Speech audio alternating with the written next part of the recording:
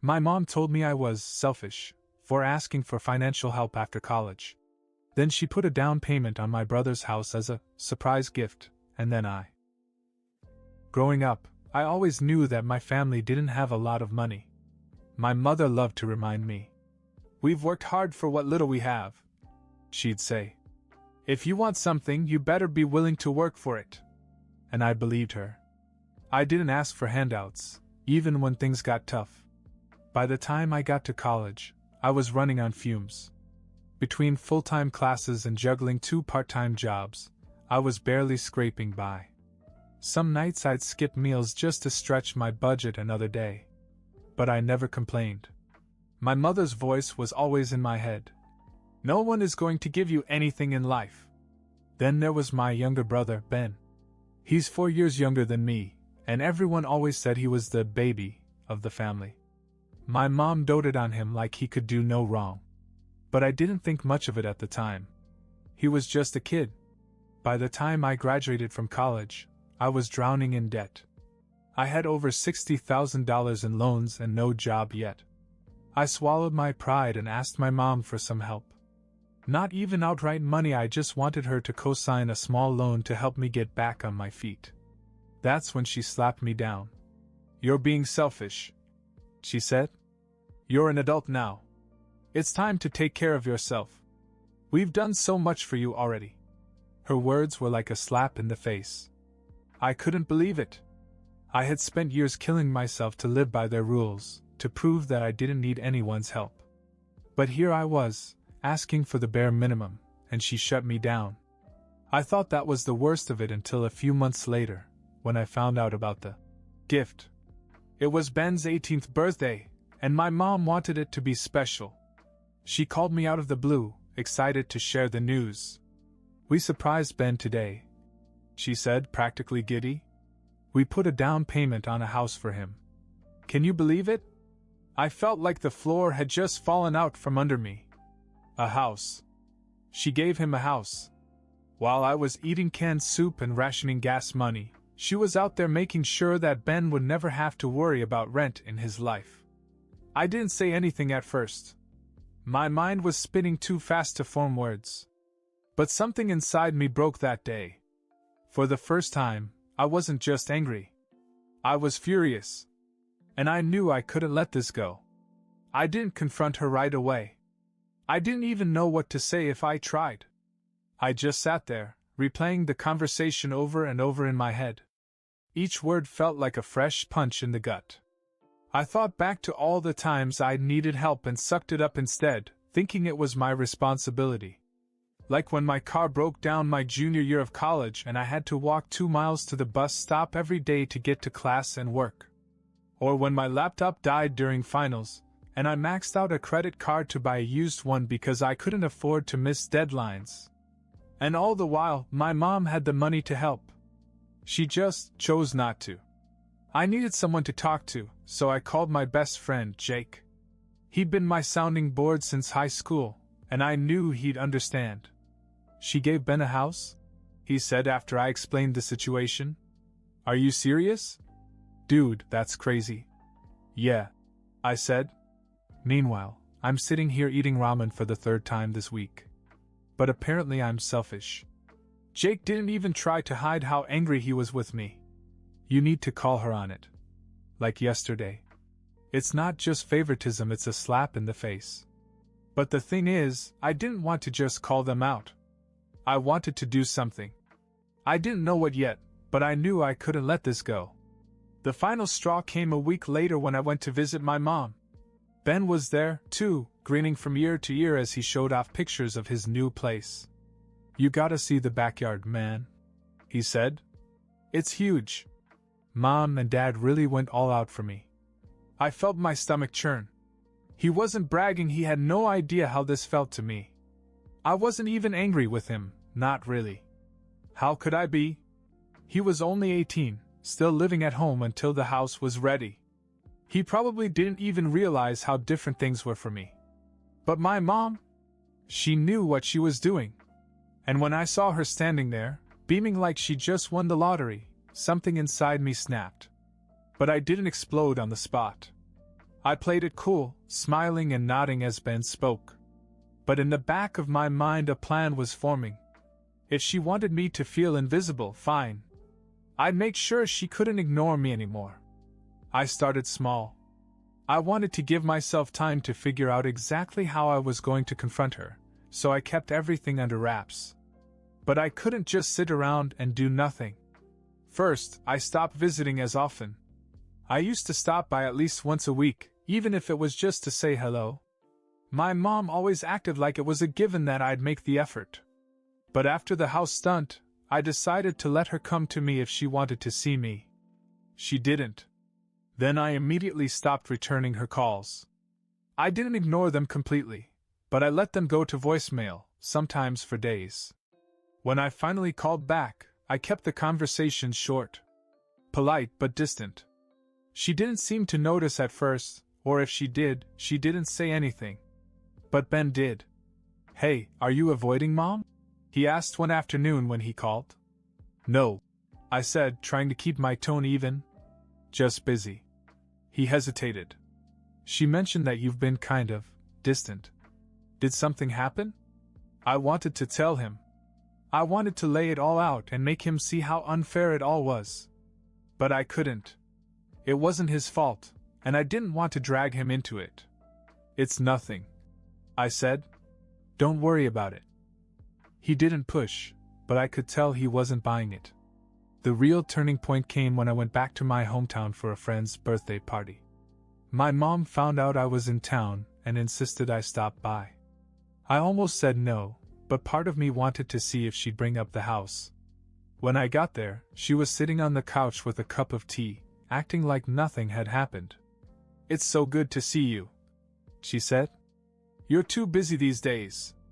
I forced a smile and sat down. We talked about nothing for a while: work, the weather, the usual. And then, just as I was about to leave, she brought it up. "Oh, by the way," she said, almost casually, "you should stop by Ben's sometime. He's so excited about it. I think it's the best thing we've ever done for him." I froze. She said it like she was proud, like she wanted to be patted on the back for being such a generous parent. I couldn't hold it in anymore. "The best thing you ever did?" I said. "Are you serious?" She looked at me, confused. "What does that mean?" I took a deep breath, trying to keep my voice calm. "I mean, you gave him a house, Mom." "A house? Do you have any idea what I've been through just trying to survive? And when I asked you for help, you called me selfish." Her expression changed, and for a second I thought she was going to apologize. But then she said, "Ben's just a kid. He needed a head start. You're older, you can take care of yourself." That was it. I got up, grabbed my coat, and left without another word. But as I walked out the door, I knew this wasn't over. It couldn't be. After that confrontation, I didn't hear from my mom for almost 2 weeks. I wasn't surprised. She was never the type to apologize. I figured she was waiting for me to come crawling back, as usual. But this time I didn't. Instead, I threw myself into work. I'd finally gotten a decent job at a small marketing firm, and while the pay wasn't great, it was enough to keep me afloat. Barely. I started taking on extra projects whenever I could, saving every spare dollar. If my mom didn't think I could handle things on my own, I was determined to prove her wrong. But no matter how busy I was, I couldn't stop thinking about Ben. It wasn't his fault, but every time I thought about him settling into his new house, our mom's house, I felt a fresh wave of anger. Jake, of course, had a lot to say about that. "You gotta do something," he said one night when we were hanging out at his apartment. "You can't let them get away with this." I sighed. "What am I going to do? She's already made it clear how she feels. Talking to her won't change anything." "Then don't just talk to her," he said. "Show her." At first I didn't know what he meant. But as we talked, an idea began to take shape. It was reckless, maybe even a little petty. But at that point I didn't care. I decided to show up at Ben's new house. Not to yell at him, or make a scene, I wouldn't stoop that low. But I wanted to see it for myself, to understand exactly what my mother had given him. When I pulled up to the address, I couldn't believe my eyes. It wasn't just a little starter house like I'd imagined. It was a 2-story house in a nice neighborhood, complete with a freshly manicured lawn and a driveway big enough for 2 cars. I sat in my car for a minute, trying to process it. This wasn't just a head start. This was a life handed to him on a silver platter. Finally, I worked up the courage to knock on the door. Ben answered, looking surprised but happy to see me. "Hey! I didn't know you were coming by," he said. "Come on in." I stepped inside and took it all in. The place was fully furnished, with new appliances and even a big flat-screen TV in the living room. It was nicer than any place I'd ever lived. As we sat down, he started talking about how much he loved the house and how grateful he was to Mom and Dad for making it happen. I tried to keep the conversation light, but I could feel my frustration bubbling under the surface. Then he said something that pushed me over the edge. "Mom's the best, isn't she? I don't know how she does it, but she always makes sure we're taken care of." I couldn't hold back anymore. "Not all of us," I said. Ben frowned. "What do you mean?" I shook my head and stood up. "Never mind. I shouldn't have come." I left before he could say anything else, but as I drove away, I made up my mind. If my mother wanted to play favorites, fine. But I wasn't going to sit back and let her pretend it was fair. It was time to take matters into my own hands. I barely slept that night. All I could think about was Ben in his perfect house, courtesy of Mom, while I struggled to keep the lights on. The bitterness wouldn't leave me alone. The next morning I got a text from my cousin Amanda. "So your mom bought Ben a house? That's wild." I wasn't even surprised that she already knew. News traveled fast in our family. "Yeah," I replied. Meanwhile, I'd been scraping by for years, and she called me selfish for asking for help once. Amanda, never one to keep quiet, made sure the rest of the family heard about it. In the afternoon, my Aunt Lisa called. "Your mom's always been like this," she said. "But a house? That's a new level." Then, out of nowhere, my mom's boyfriend, Richard, called me. "Do you know how bad this makes me look?" he asked. "I've been struggling with my own bills, and she told me she couldn't help. Now she's buying houses?" I didn't know what to say. Richard wasn't someone I talked to often, but it was clear he was fed up. The family gossip and Richard's complaints pushed me over the edge. I decided to put it out there. I made a public post, vaguely detailing the years I'd struggled while my mother refused to help, only to see her turn around and give my brother a house. It didn't take long for the post to blow up. People messaged me asking if it was true. Some relatives were supportive, others not so much. By the evening, my phone was exploding. My mother had called 6 times, leaving angry voicemails about how I was dragging her through the mud. I didn't respond. Instead, I sent her a text message. "You've made it clear where I stand. Now everyone else knows, too." The silence that followed was deafening, but I knew this wasn't over. The silence didn't last long. By the next day, the fallout had spread. Amanda texted me again. "Mom is furious. She's telling everyone you're lying. She says you're trying to make her look bad because you're jealous of Ben." I couldn't believe it. Instead of addressing what she'd done, my mom doubled down and made me the bad guy. Then Ben called. He sounded hesitant, like he wasn't even sure he should be talking to me. "Mom's really upset," he began. "She says you're blowing everything out of proportion." "Oh, really?" I said. "Is it blowing things out of proportion to point out that she's paying for your house while I'm drowning in debt?" Ben didn't answer right away. I could tell he didn't know how to handle it. "I didn't ask for the house," he finally said. "She just did. I didn't even know she was planning to." "I don't blame you," I said. "But do you understand how messed up this is? She acts like I don't exist, like everything I've been through doesn't matter." Ben was silent for a moment. "I don't know what to say," he admitted. "I didn't realize it was that bad for you." "It's not about you," I said. "It's about her and the way she plays favorites. You're not the problem, Ben, she is. He didn't argue, but I could tell he was uncomfortable. Before we hung up, he said, I'll talk to her. Maybe I can get her to see your point of view. I didn't hold my breath. That evening, my mother finally broke her silence with a long, angry text message. How dare you publicize our family's private business like that? Do you have any idea how hard I've worked for this family? You're ungrateful and spiteful, and I don't deserve this from my own child. I stared at the note, my hands shaking. She still didn't get it. This wasn't about gratitude, it was about fairness. Instead of replying, I sent her a text.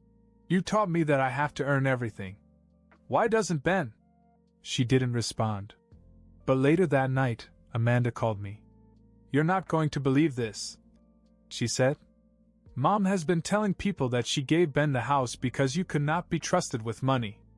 She's trying to make it sound like she didn't help you because you're irresponsible. I felt my stomach churn.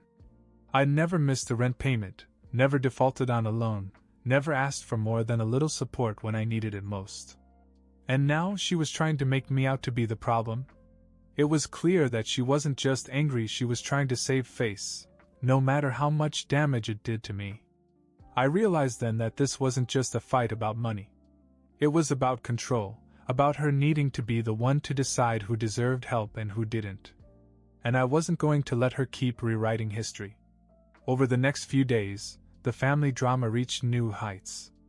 Amanda kept me up to date, and each new piece of gossip made me angrier. My mom seemed to be in damage control mode, calling relatives one by one and feeding them her version of the story. She said you were always difficult, Amanda told me, and that she only helped Ben because he was responsible. It was ridiculous. Responsible? Ben was 18 and had never held a real job in his life. Meanwhile, I'd been hustling since I was 15, trying to keep my head above water. But the more I thought about it, the more I realized that my mom didn't care about responsibility. She cared about appearances. Her boyfriend, Richard, wasn't exactly helping her case. Amanda said he'd been complaining to people about how my mom ignored his financial problems to focus on Ben. He tells anyone who will listen that she's out of touch, Amanda said. It's kind of hilarious, really. But I wasn't laughing. I felt like I was being dragged into a war I didn't want to fight. Every time I thought about reaching out to my mom, I'd remember her text or Amanda's updates and feel the anger all over again. Then I got a call from Aunt Lisa. You know, your mom has always had a way of twisting things to make herself look good, she said. But this time I think she's out of her depth. People are starting to see through her. What do you mean? I asked. Well, Richard's not exactly keeping quiet about how she handled his money problems. And then there's the way she treated you. A lot of people think she went too far. I didn't know whether to feel vindicated or embarrassed. On the one hand, I wanted people to understand what I was going through. On the other hand, I hated that my family drama was becoming a sideshow. But Lisa wasn't done.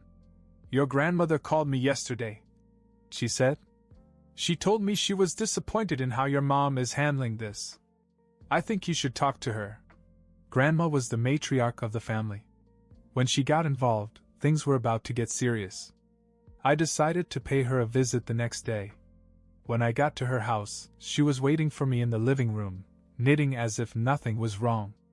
I heard you were stirring the pot, she said as I sat down.